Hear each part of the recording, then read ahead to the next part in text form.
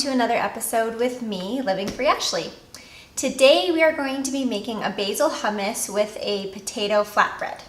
Now this flatbread is from the Feasting for Fruit blog, and the first time a friend told me about this flatbread, I didn't believe her. She was like, it's a flatbread made from potatoes that's fluffy and moist, and I was like, I don't believe you. So then she sent me the recipe and I came home and I made it and I was like, oh my goodness, it's fluffy and moist and you were right. So I'm a believer now and I've made it a few times and other people have loved it, so I want to share the recipe with you. So for the hummus ingredients, you need one 398 milliliter can of cooked chickpeas, rinsed and drained, 1/4 cup of fresh lemon juice, 1/4 cup of tahini, 2 tablespoons of extra virgin olive oil, sea salt to taste, and 1/2 cup of packed fresh basil.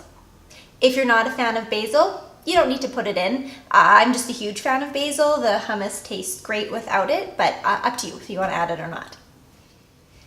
And for the potato flatbread ingredients, you need 2 medium gold potatoes, roughly chopped, came to about 3 cups, 1 1/4 cup of water, 1 cup of gluten-free flour blend, 3/4 cup of tapioca flour, 1 teaspoon of sea salt, 1 teaspoon of baking powder, and optional 1 teaspoon of chopped rosemary. So I usually do half the flatbread plain and then half the flatbread with whichever herbs I have on hand.